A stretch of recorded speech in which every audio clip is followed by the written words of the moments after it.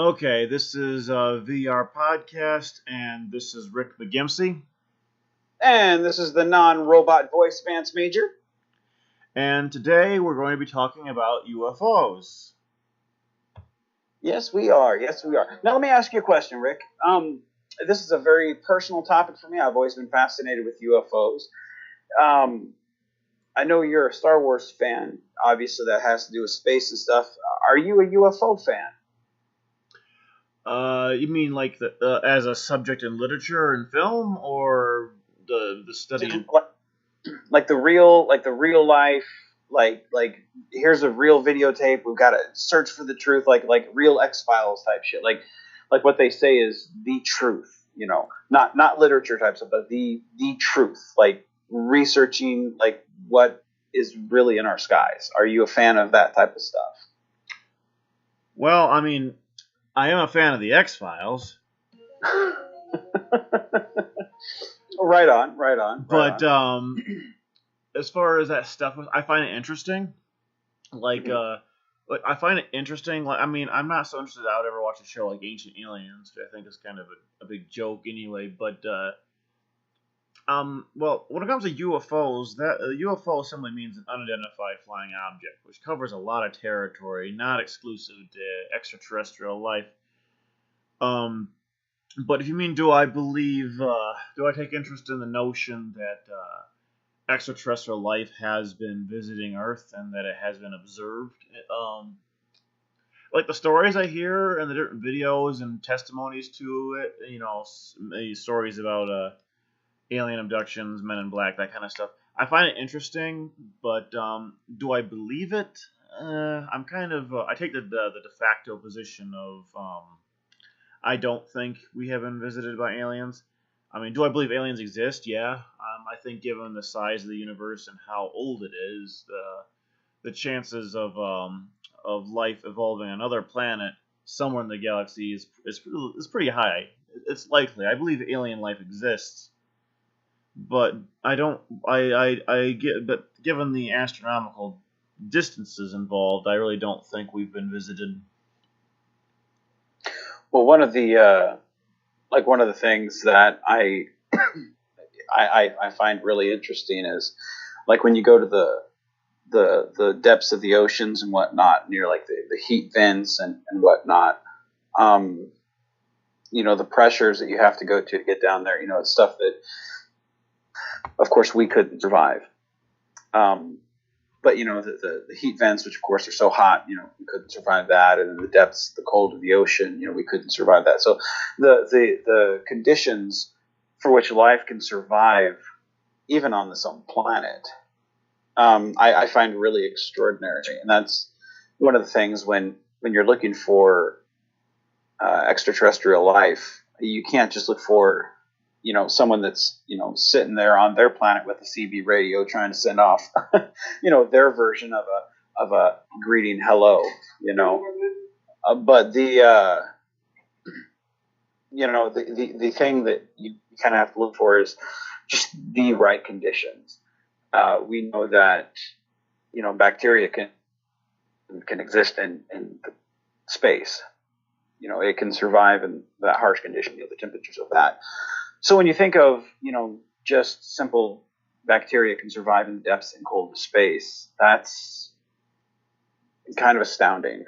And then when you think about just on this planet, the conditions which are nothing we could survive, but, underneath our oceans on our own planet, again, that's astounding. So taking out of the account, the flying saucer, gray aliens that are abducting people and love anal probes more than your local stripper bar. Just simple life, answering that question of, is there life out there? I think we really just need to answer, just look at home and see what can survive. And I think it's very naive of us to say no, we're it, because again, all the different conditions which life exists here exist out there. When you go to Saturn's, I think it's one of Saturn's moons. It's an ice it's basically the equivalent of like an ice planet. It's the core of the planet, because of gravity and everything. It keeps moving. So you have like a layer of water, of liquid water underneath that, which again, we have those conditions here on Earth. So you don't need you don't need something to crawl out on land to be a life form. Like you could have conditions underneath the ice where you have liquid water, and it's perfect for those conditions, which are the same conditions we have underneath the oceans. So when you actually just ask, are there alien life? There's got to be something, and especially when you consider the vast scope and, like you said, the age.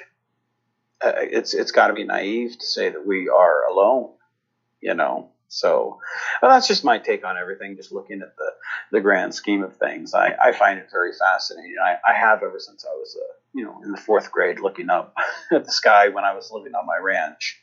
I find that very fascinating. But so, oh, go ahead. Well, I agree. As I said, I believe that extraterrestrial life more than likely exists somewhere in this huge universe of ours. But I guess the thing is, life in general is very, very broad in its definition. If we're talking about intelligent life, and then go further with it, intelligent life that has developed space travel and faster than light speed space travel and visiting other galaxies or other systems. That's when we start getting into territory that's more unlikely. See, from my perspective, I think, like, we base almost every civilization on you can't go faster than the speed of light because of what we currently know. But when the way I personally look at, like, an alien civilization as opposed to where we are humans, I kind of see it like, the people that worked on the atom bomb and how they know, nuclear physics and all that stuff, as opposed to the person that just invented the fire, or discovered fire. That's the information gap of what we know now versus then. And that's kind of the same way we say, oh, you can't go faster than the speed of light. But that's our understanding now. We're the fire. We just discovered fire. As opposed to them who would possibly know, well, that there are ways around that. Or here is a way to do that.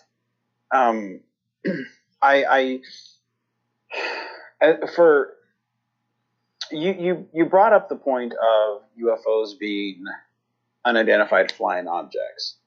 And through the amount of reports that are out there for what we physically can't do at the moment, it's astounding. And Project Blue Book aside, and all these people that are quote unquote in the know, I know that the government has stuff out there that's probably 50 years more advanced than what we have. Evidence of that is shown from anytime you look in the past and see what secret programs were they working on then, as opposed to what the technology was available at the time. And obviously they have stuff that's better than what we have now. But some of that stuff out there is leaps and bounds ahead of what I would think we would have in 50 years. But there's a thing, though. You think. And we don't know the full extent of what our secret programs the government is working on can do. And I guess the reason why I take the point of the skeptic is what I would call a de facto position. Just the thing is, there just isn't significant evidence to suggest that aliens have visited us. And also, since current theory, and you're right, there are a lot of things that when we first discovered fire that we didn't think would ever be possible that are possible now. But so far, right now, we know, according to all the physics and all the theories about the speed of light, it would seem that any object carrying weight and mass, like, they would not be able to achieve those speeds, and just theoretically, it is impossible. And to assume simply because to simply look at stuff like well, in the future we might accomplish it. That's moving away from a de facto position and being a bit too well. It's taking too many assumptions and running too far with them, in my opinion. See the see I agree with you to a point. I think that even though my position is I won't think any sci-fi fan secretly wants to believe it. If they're like, no, I don't think it exists. We want to believe, just because that's why we enjoy sci-fi. Well, the funny thing is, science fiction has actually, when it comes to space travel, typically does not describe flying ships as simply moving faster than the speed of light. Most science fiction television series, books, and films acknowledge that simply taking a heavy object and making it move faster than the speed of light with a really super powerful engine is impossible. Even science fiction will admit that. Star Trek explains it away by saying that it creates warp bubbles. Warp bubbles, right, yeah. right. And then in the Dune novels, the Holtzman engines actually fold the space fabric, so to lessen the length of 2 points. And then in Star Wars, they go into like a temporary parallel type reality called hyperspace, which like the Dune stuff, shortens the distance between 2 points. No one in science fiction really actually moves faster than the speed of light with a super powerful engine, except in the really campy stuff. Right. Well, I think I think the proof is always on the side of you have to prove, because it's always it's easy to want to believe and say this is what's going to guide me, but I think it's best to stay skeptical, because then if you're not skeptical, well, then everything up in the sky is oh my God, it's all aliens, and I don't think it's simply the case. That's not the case. Well, back in the day when people just discovered fire, it was everything they heard and saw was those must be the spirits. Right. So yeah. Well, I mean, we have back in, I think it was the mid '80s or whatever. It was that triangle, that black triangle looking airship we have, which now we're used to. We see a picture of it, we're like, oh yeah, right on, we know what that is. But back in the day, that was, oh my God, it's got to be a UFO. Nope, it's just a really powerful aircraft that can evade radar detection. Right, and that's why I say there's something as a healthy level of skepticism that I think some people just don't have. To which, when you remove, okay, this is what it's not, by being skeptical, and I think some people take skepticism as, okay, I can't agree with you on anything, we're enemies now. No, skepticism is a great thing, because once you remove what it's not, then it's fun to sit there and say, okay, wow, what are we left with? And that, I think, is where the fun actually begins. And that's the problem, though. When it comes to extraterrestrial life, we're not left with a whole lot. We know theoretically that the existence of alien life is likely simply due to the age of the universe and the size of it. However, when we go into the more specific details of intelligent alien life visiting our planet and being in close proximity, that's where we start being on more shaky ground and are left with very little to point to, like with evidence to point to that this is actually happening. Generally, I find it more believable that a lot of the UFOs we're seeing are in fact just technology being developed by powers that be that are on Earth. And honestly, as a de facto position, that makes more sense, because I know that those powers that be do exist, whereas I have no reason to believe that extraterrestrial life on our planet does. Now, here's a question. Have you ever watched the film Fire in the Sky? Never heard of it. I watched the film. It was a theatrical release of probably one of the, if not the most famous alien abduction in modern times. Eric Hartman? No, Travis Travis Okay. Walton. Oh, Eric Carr. God dang it. Yeah. Dang it. See, this is when I get too super serious on the subject. Damn it. But anyway, the movie blew me away as a kid, but it wasn't entirely accurate. Because, of course, Hollywood wants to put a little more razzle dazzle on it, make it a little more jump scary and whatnot. But the main gist of the story, which is true, is the loggers were up in the woods doing their thing, and they were getting off of their shift, and they were driving off the mountain, or driving close to off the mountain, when they see this light going through the woods, and they kind of pull over when they see what was this giant light, which was probably maybe, I think maybe if memory serves, like maybe 50 feet from the road. And there was, if memory serves, I think it was 5 or 6 people in the truck.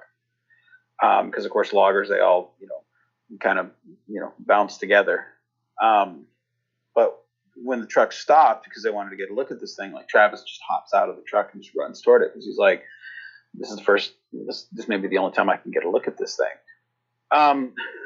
When he gets close to the thing, a beam of light actually shoots out, hits him, and at that point, he flies back for about, I think, maybe 50 feet.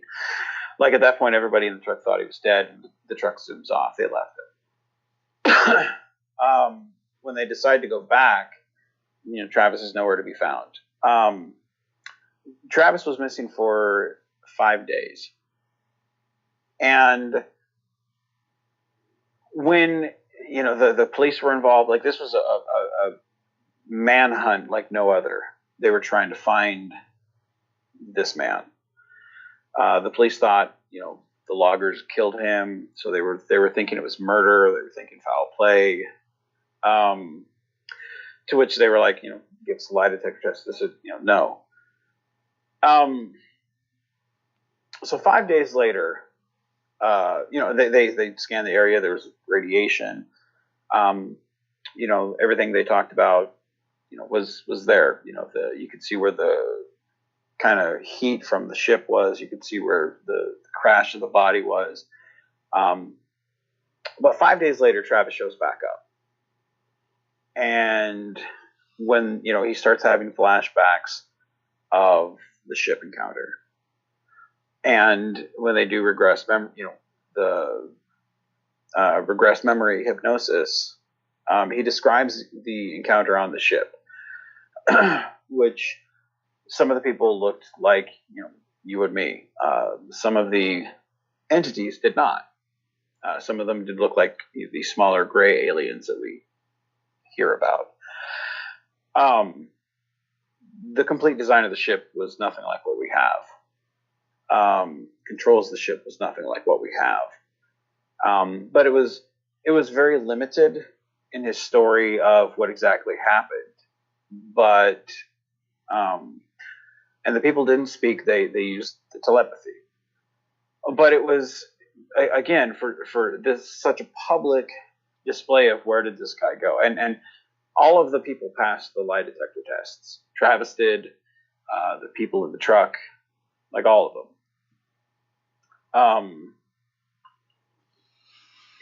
It was a really fascinating story. Well, as far as the polygraph tests go, there's only one person whose story was, shall we say, interesting. The other people, all they can attest to is that they didn't kill him and that he disappeared. Only one person who passed that lie detector test actually had a story that was interesting, and lie detector tests have been known to be inaccurate.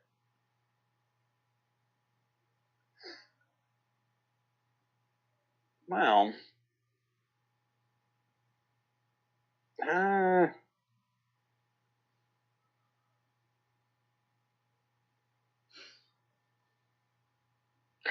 have you heard them talk? No. Okay. Like I said, I never heard of the film. Yeah, I would look into it. It's a really fascinating story.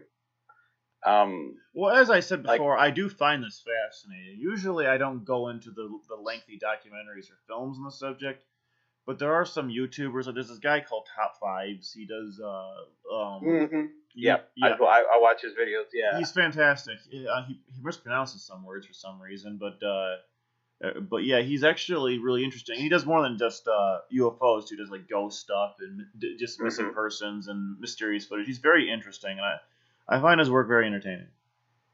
Yeah, the thing about him, about top five, is his videos. Like whenever they pop on, they do kind of jump around. Like, but it's always like, oh wow, cool, a new flavor today. What is it? And that's one of the things. Like, it's especially on like a topic like UFO or a topic like whatever you're really interested in with YouTube. Like, there's an oversaturation of stuff. So it's easy to get burned out on a topic, but something like top five, like there's always something rotating on there. One of the things that I enjoyed are his ghost stories. um, what is your favorite ghost story that you've heard or that you believe? Do you believe in ghost stories? No, Never. I don't believe in ghosts. Hmm. I believe that the phenomena that people describe as ghost activity. I do not believe. I being a nerd podcast, I usually try to keep religion and spiritual beliefs out of this, but this I can only You can, to answer this question, I have to delve into things. right.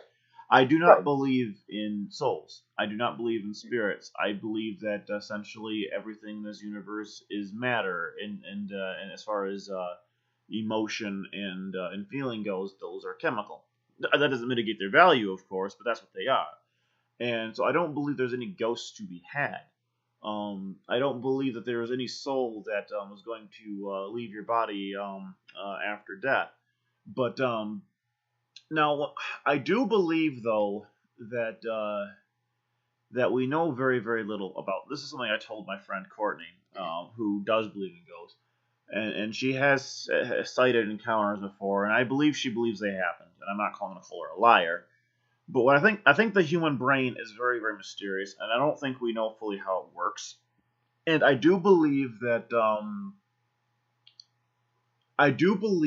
the brain does send out signals. Some people, mostly shucksters, refer to them as psychic stuff. But I do believe that the brain does send out signals, and I think that human emotion may send out stronger signals. And I do believe that what we call ghosts, if they do exist, may this is just a hypothesis by the way. I'm really not a believer. But if I was to accept a belief in ghosts, I'd probably hypothesize that they are actually um, psychic imprints of strong emotional reactions. See, Which would explain why most people who encounter ghosts are people who already have a predisposition to believing them. I've met very few people. I mean, they do exist, but I met very few people who said they saw a ghost who, previous to that sighting, disbelieved in them. Most of the people that see see, ghosts are people that already have a predisposition to believing them, and so I think those people would pick up those psychic signals more strongly than someone who wouldn't, and hence that's why they see them. See, when I was a younger kid, I had an experience, which is funny because, like you, I don't believe in the soul either. Um, so I can't explain it. And I didn't, I never had even thought about ghosts or anything like that because I was, hell, maybe 6 or 7. Like, I never thought about anything like that. Well, I mean, Vance, have you ever considered maybe you're just crazy? I like it. I like it. That's well, all right. I like it. It's good. It's good. I'm kidding. But I was in my bedroom, and my parents' bedroom there was like a laundry room between my parents' bedroom and mine, and on the other side of the little laundry room there was the front room, and in the front room there was nailed to the wall, and then the TV shrunk these thimbles. Well, it was middle of the night. I don't remember what time it was because, of course, 6, 7 years old, I didn't pay attention to that shit. And I woke up, and there was this the equivalent of like a ghostly type figure, like the typical type where it's kind of glowing. There's like a fog around it, but you can clearly see the definition of a person. And ironically enough, they always have clothes. I don't know why a ghost would have clothes. That always made me curious. Like why would you die with clothes? Or why would you, like, that just makes sense to me. But it was looking at the thimbles, and it was dressed in like what I know now is like, Ebenezer Scrooge type era clothes. It had a top hat, and it had one of those eye spectacle things, and I had never even seen one of those things before. And it was looking at the thimbles, and then it turned and looked at the thimbles on the shrunk, where the TV was kind of mounted to. So I got out of my bed and kind of went to the laundry room and into my parents' room, and I tapped my dad on his shoulder, and he kind of sat up in his bed, and I crawled between my mom and dad, and he told me go to sleep. But he sat up and just watched this thing, and I went to sleep because, hey, Dad told me to go to bed, everything's fine. Well, the next morning, I asked him, so what was that? And he was like, nothing happened. Okay, well that's not what I asked. What was it? Nothing happened. That's kind of an inappropriate answer to the question. So I never really got an answer for what it was or what happened or anything. But, again, I'm an atheist. I don't believe in a soul, just like, you. But I can't explain what that was. And I didn't have any preconceived notions of ghosts or spirits or, I thought, well, maybe I did subconsciously, or maybe I was at that age younger where maybe I'd seen something, that I don't remember. Like, I don't know. And I'm like, no disrespect to your story, but I'm inclined to believe that's probably the case. That it was something that you, and also children's brains are not as fully developed as adults, and so they tend to see things that aren't there sometimes, and I think that's something to do with their development. Some people who are more spiritually minded like to argue that children have a opening to the spirit world that gets closed as they grow up. I think what's really happening is that children's brains are kind of weak, and so they're more susceptible to hallucination at very young ages. See, and I could buy that if it wasn't for the fact that he sat up and just stared at it. So, I mean, we had two people, and my father and I were never really close. So, it's not like I could go to him and ask him, hey, years later, what did happen? Or was it just me? Or was there something that, so I can't really ask. But it's two different people obviously saw something. I've had friends say, "Oh, you're just trying to scare me." No, I don't care if people believe or not. I'm not out there, trying to pick it. Well, if you do, this was your dad, right? What's that now? The person that you were talking. This was your dad, right? Who saw it with you? Yeah. And denied it. If it's true that two people saw it, then obviously it's not a hallucination because hallucinations cannot be shared.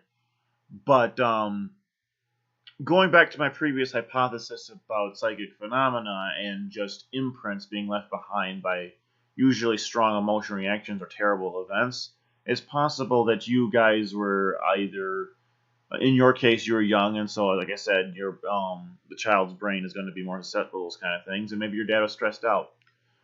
As I said, have you ever noticed that a lot of places that are haunted are places where terrible things happened, castles where tortures were, and so now they have ghosts? As I said, my hypothesis is that those are just extremely strong signals get sent out by the brain by people involved, and they leave these imprints that linger, and they're not actually there or conscious, but when other minds that all send out their own signals, people with strong emotions of their own, or people who are afraid or expecting to see something, they'll pick up on those signals, reverberate, create these vibrations or something like that, and hence you start seeing ghosts. It's possible that image you saw, it was some sort of I guess like a psychic photograph of something that was actually there at one time. And so this is a hypothesis, and it's as I said, I don't really believe in ghosts. I don't believe in spirits or anything like that. But if I was to believe in spirits, I think that's kind of how I would look at it. So that's part of what they are. Well, that's the whole point of doing this podcast is, get different, perspective, different thoughts. I mean, if we both agreed, yeah, there's ghosts, yeah, there's UFOs and aliens.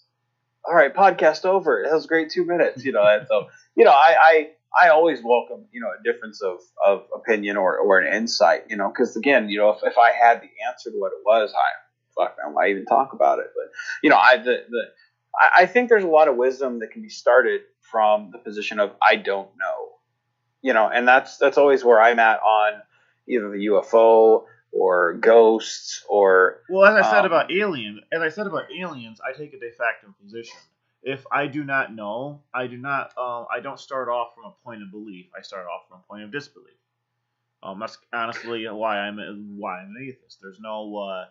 There is since there is no since the existence of God is an unfalsifiable claim, which can either be demonstrably false or demonstrably true. You just kind of have to leave it as something that can't be proven or disproven. And in those circumstances, I go for the negative. So hence the disbelief. It's a de facto position. And so as long as there's not any significant or sufficient evidence to suggest something exists, I'm going to assume it doesn't. Yeah, no, I agree with you. I think, I think I think there's a little bit of wisdom from that, mentality. Again, a lot of people just automatically when they see something, they just want to jump to, oh no, it was this, the equivalent of, the inbred person who, the aliens got me, ma, So yeah, no, I agree. I think, again, well, like I said, I also believe that people tend to as I said, most people who have a predisposition to a certain belief, they'll take anything as evidence for that belief to support their narrative, even if it's not really that good. So, yeah, and that's the thing. Like when you're searching for breadcrumbs, trying to prove, that's the thing. It's like not everything applies, and it's really sad because it's like they'll sit there and they'll justify, and again, like I'm sure most of the stuff, even stuff that is not really explained in our skies, is technology that is just not released to the public. Because again, going back to that, and a lot of people who operate on faith or just believing in things without much evidence, they have this kind of notion that if there's no evidence that it's not true, or if you don't know the answer, instead of simply sitting on the fence and saying I don't know, they have to come up with one of their own, and they get mad at you for not accepting that belief. Like people that say that you can't just who's to say that aliens don't exist? Aha, aliens must exist then. That's their logic. And that's really a faulty position to have, because it's like, just because you want it to be true, it doesn't make it true. Our wants and what we feel, like feelings are kind of irrelevant in that regard. Because I mean, the thing about it is, and that's why I love the internet these days, because it's like back when I was younger, back in the early days of the internet, you had maybe a couple of sites that you could actually look at for something good. And it was, again, every once in a while something good would pop up. Now there's an almost oversaturation of stuff. And to be fair, you have to kind of sift through and say, okay, what's the bullshit, and what's not, And to be fair, back in those days, the internet was probably full of less bullshit. There wasn't a bunch of mainstream people on it, which meant that the people that were lurking in the bulletin boards and the forums and the little download sites and whatever stuff they're doing over there, those people that knew what they were doing and talking about, because they had to. It was a specialized hobby. It did feel more informed. Yeah, that is. Yeah, it was more informed than these days, even though we have more information. But I mean, that's the thing. It's like that. I tell a lot of people, when we talk about the different topics, if we disagree, it's like I always say, investigate. Investigate a fact before it becomes a fact. because it's like in a day of information, ignorance is a choice. You choose to be stupid. You can go look this stuff up, and you can decide you can decide what's true. I mean, you may not believe it, but I mean, you can see the facts. So, And I guess that's kind of I guess that's kind of why I stand where I do in aliens and ghosts. The facts, there's not very many of them. There's just not enough. There's just not much there to go on. See, and that's the thing. Like, for someone like me, like I want to believe ghosts. I'd love to believe something happens once we're dead, but there's no proof for it, so I can't. Well, here's something interesting. Here's something Go ahead. interesting. There have been cases where people would get transplants, and now the cells in your body tend to recycle, and so a lot of times, say cells in your heart or your liver will get moved into another location of the body. Brain cells do this sometimes, and there have been cases reported in which somebody would get a transplant, like say a liver or a kidney, and suddenly their personality would change. And the personality would reflect the personality of the donor. And the reason for this, they theorize, is that brain cells from the donor must have made their way into that kidney, and it must have did something to the recipient. And there's been a lot of cases of this happening, which makes me believe that if that can happen, then what other things can happen to your cells in the decay? Now, I don't believe in reincarnation per se, but I do know that all matter recycles. It becomes something else. When the bodies decay, they become they become compost, and they end up becoming plants and other life forms, and so they travel through here and there. And so, say there's a possibility, remote, that maybe some essence of yourself and who you are would translate into some other life form in the future. Yeah, I can see that. It wouldn't be a very significant translation. You would not be conscious of it, of course. Right. Yeah, I think I think with the advance of technology and seeing all that stuff that they can do nowadays, like I do kind of wonder where that puts us in 50 or 100 years. Because if you go back, rewind the clock, 100 years past, like we know so much more now than we did then, and it's leaps and bounds, opposed to 1,000 years before, 1,000 years before that, 1,000 years before that. So it does kind of make you wonder, like, at what point, like maybe there will be some way that we could maybe trap our consciousness into like a computer or something, or stuff that we kind of think now. Maybe that would be attainable at some point, because I mean, computer processing speeds and whatnot, they double like every 6 months or every 2 years. Like, I mean, we're approaching those type of things so fast. Like, at what point are we going to be able to maybe download our consciousness into something like that? Some type of artificial type life. Well, I don't. I think honestly, before that happens, we probably would just do something a little bit more realistic, like simply cloning.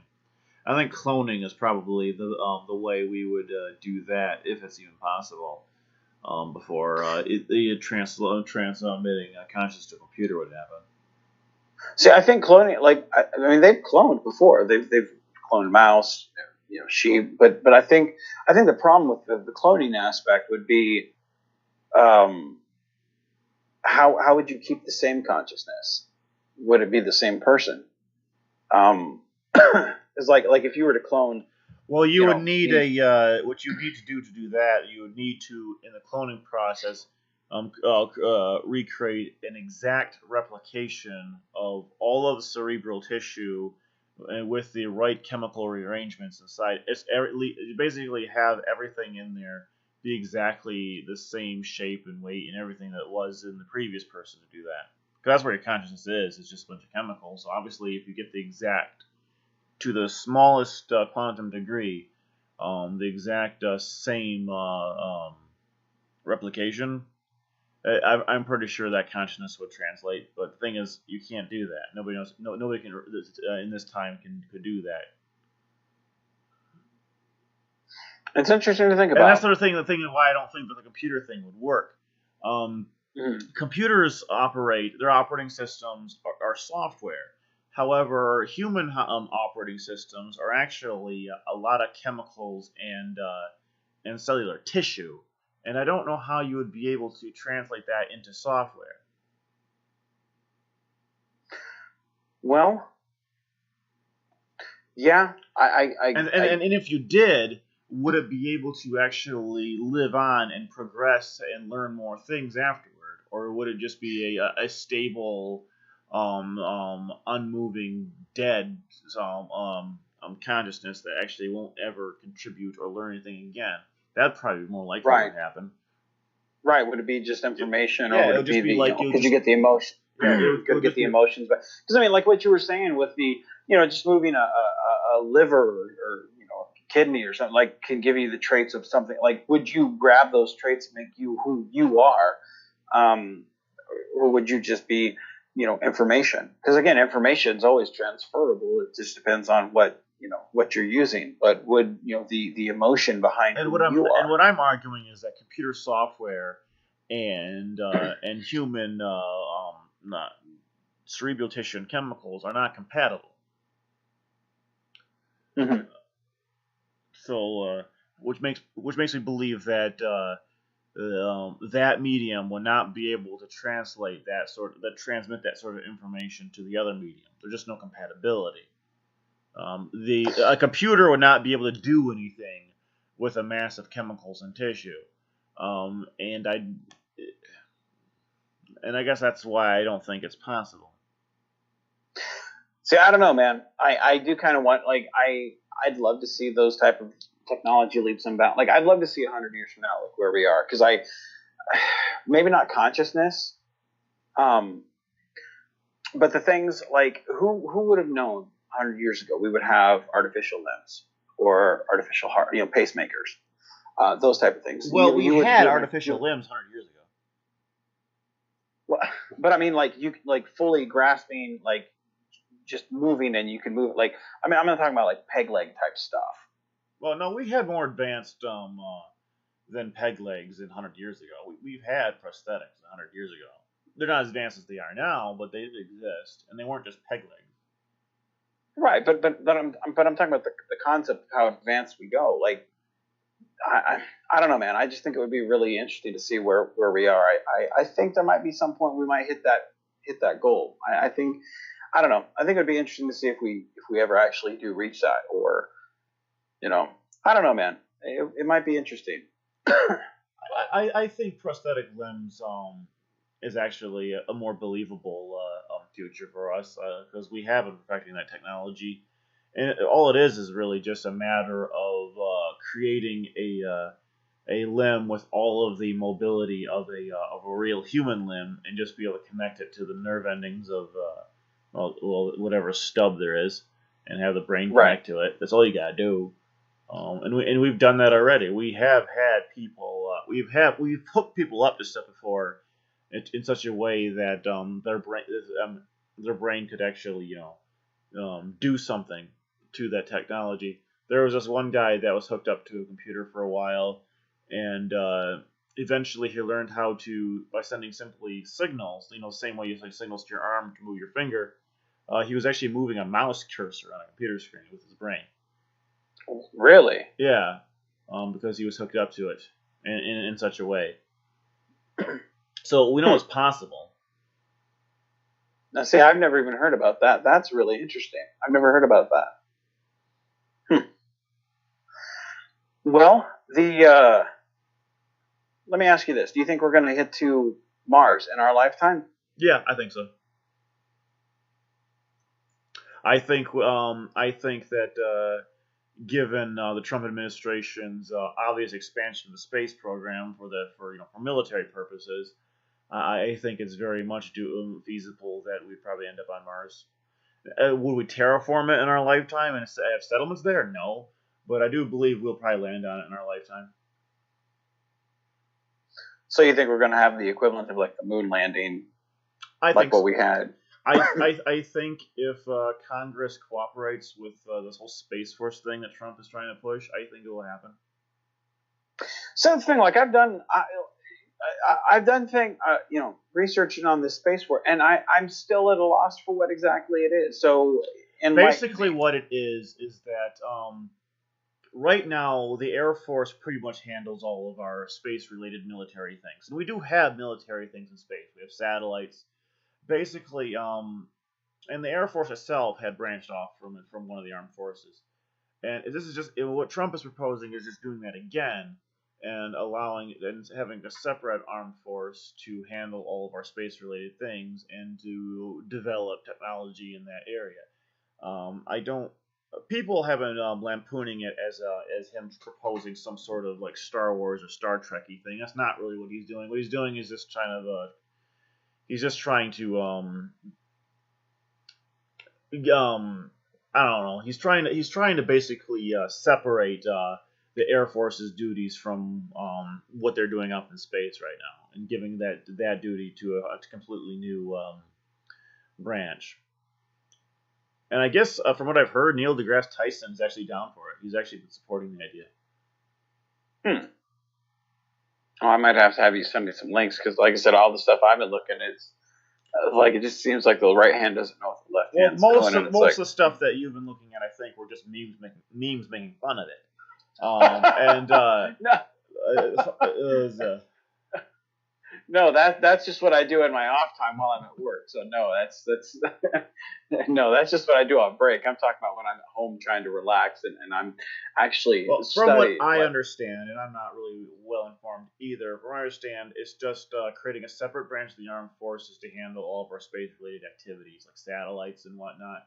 And obviously, if that did happen, it would be able to expand its efforts technologically and scientifically, which I think would also keep NASA relevant because we're going to kind of need NASA for this to work. And I think with all that, I think it would make it more possible, more feasible that in our lifetime Mars will actually see a landing.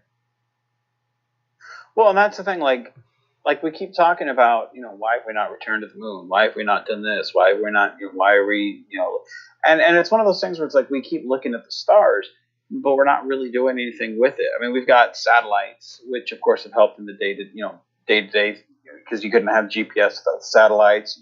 All your, clocks that automatically update, satellites. You have so much because the satellite, but we're not really going back to where we were like 50 years ago when we landed on the moon. That enthusiasm, like it's not really there. Well, economically, I don't think we really could afford it. Just to do it, I mean. It's the debt ceiling and everything, and just we don't really. Most of our programs, we actually don't have the money to support. We don't actually have most of our the money in America. All of it's pretty much not backed up anymore.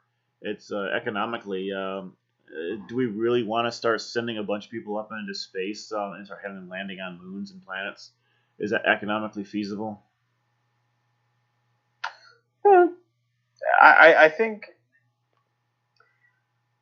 if you were to see, I don't know, man. It's one of those things where it's like when people are excited and enthusiastic on something, and it's as I look around here, it's really hard to get enthusiastic about stuff. I think seeing something like that, where hey, we landed on Mars, like that, yeah, I think it's worth the money, like doing something like that, especially with the way. The way we're kind of dooming this planet, like we kind of have to do something, not to sound I don't think doomsday-ish. But I don't think, as far as preventing doomsday goes, I don't think spending our money on the thing is, when it comes to terraforming and finding a new place, that is going to be hundreds of years ahead. No matter how much research we do in our lifetime, that's going to still be so far off that honestly, we put all our focus on that and not bother with foreign policy, fixing the economy, getting our debt situation under control, and whatnot. Honestly, we would never have the time before doomsday actually hit. Honestly, if we really want to prevent doomsday, instead of trying to find a way to get out of this planet, how about we just stick where we are, batten down the hatches, and just try to fix it? Well, then you have people deciding how to fix it and can't agree. Oh, that's the situation we're in. I agree with you. I agree with you on that point. Fix what we have. Let's make sure we're not shitting where we eat. Well, the thing is, if you cannot perfect human nature, if you can't make people better, removing them from a situation that they're making bad and putting them in our situation isn't a good idea because you're not doing them any good.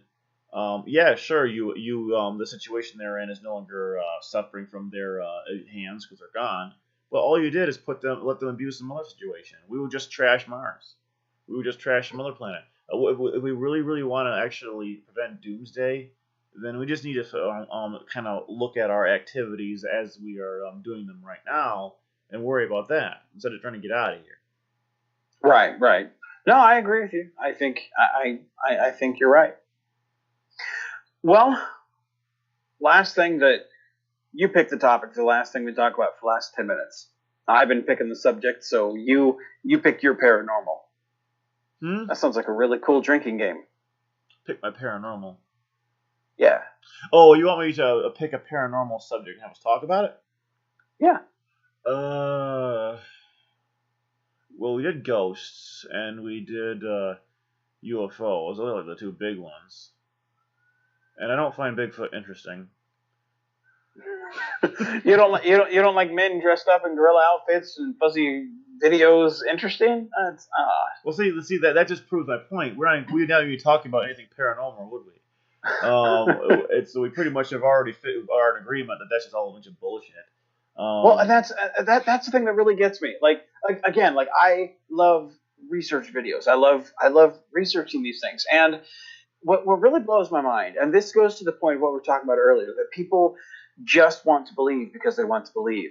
And you have the people who hoax the video come out and say, "No, we hoaxed this. This is it right here."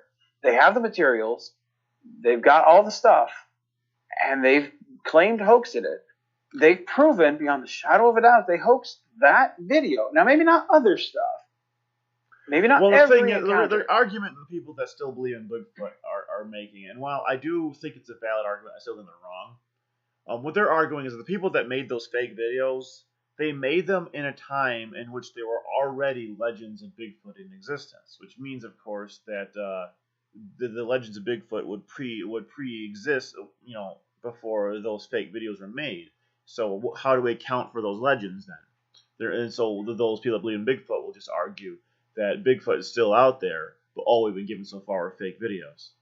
Yeah, I don't agree. I don't agree with them. I don't think Bigfoot's out there, but I think their argument's pretty valid. Here's the thing, though. Like we were discussing, like proof of aliens and whatnot, and earlier, they had, if you go into the cave wall dwellings, they have, ancient, pictures of alien type creatures, even grays, things in the sky, whatnot.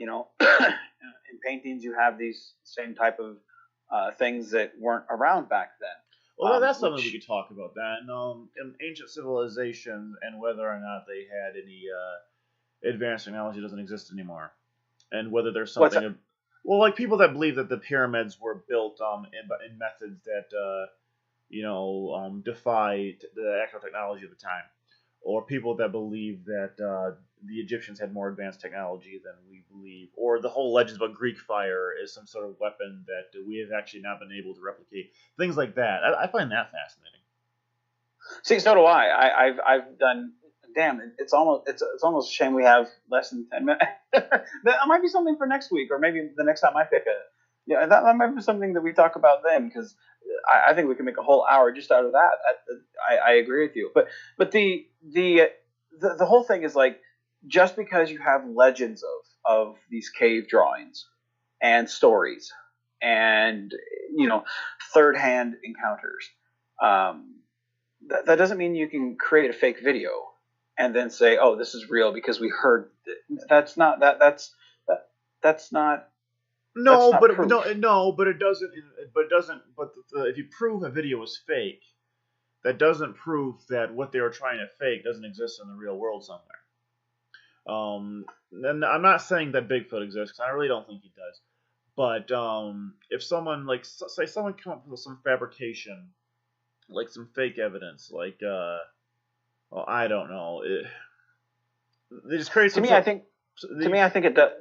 Go ahead. I'm sorry. You create a fabrication, purporting to show something, but it's not really there.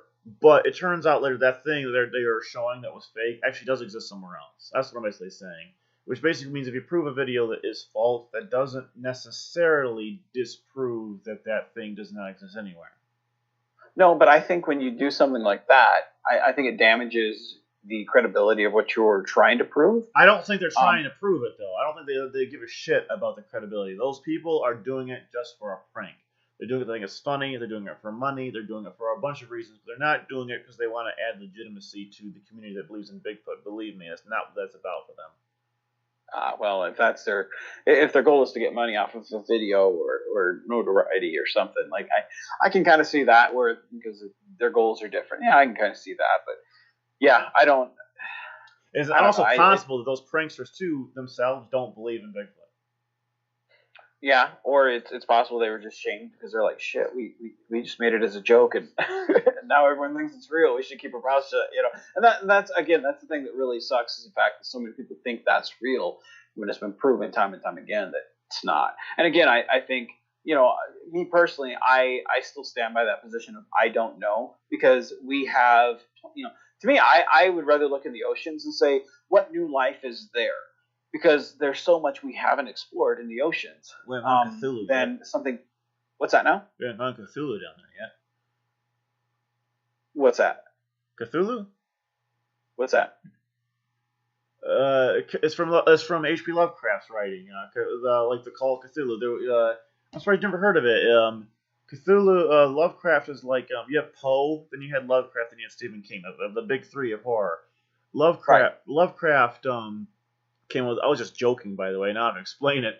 Cthulhu was this elder god from an ancient mythology that lived deep under the sea, and it would wreak horror and terror, and it would create anxiety if you got near it, to the point that it would drive people insane. Lovecraft's stories often featured these concepts that there's these old gods of mythology that still, somewhere in the deep places of the world, still lurk, and people who are digging into things they weren't supposed to end up finding them and basically fucking shit up, basically. And Cthulhu is one of those elder gods. Mm-hmm. Yeah, I haven't heard that. I don't know anything about that. Well, you should read them. Those stories are pretty cool. Well, again, send me a link. I'll gladly look it up. I'll always look something up if you send me a link to it. But no, like I was saying, there's so much life that are in the oceans that I'd rather sit there and say, let's go look there, because I think we've probably found most of what's on land, because we're so modernized, and we've got people almost everywhere here in America. I think. There have been reported sightings maybe 50 years ago in like deep Amazon areas. There's I don't know if you know this, but there are actually still on our planet uncontacted tribes that are never seen civilization, and it's hard to believe, but some of them still exist on certain islands and areas. Anyway, some people have claimed maybe 50, 60, 70 years ago there have been reports of giant lizards being seen in some deep places where those tribes exist. And some of those tribes people, when they were contacted, would tell stories about these lizards, which would indicate that maybe there are some dinosaurs still alive on this planet. Now that is interesting. See, send me that link, man. I gotta look. I've been looking up the wrong stuff. No, I knew that there were people that we hadn't really contacted and that kind of stayed out of. But this stuff, no. I mean, that sounds like something from King Kong or whatever that new King Kong movie was. So no, that's really interesting. See, and dinosaurs. That's something else. Oh, man. See, these are topics we need to start hitting on, my friend. But, well, we've been at it for about an hour. You say we call it a wrap and then pick this up maybe next week or a week after for these weird topics, or what? I think to keep the podcast sufficiently diverse, I think we should do it a week after. Sounds like a plan. So the next week will be something completely different, and then maybe we'll get back into this the following week. Sounds good. Sounds good. All right. Well, this has been VR Podcast, and once again, I am Rick McGimsey.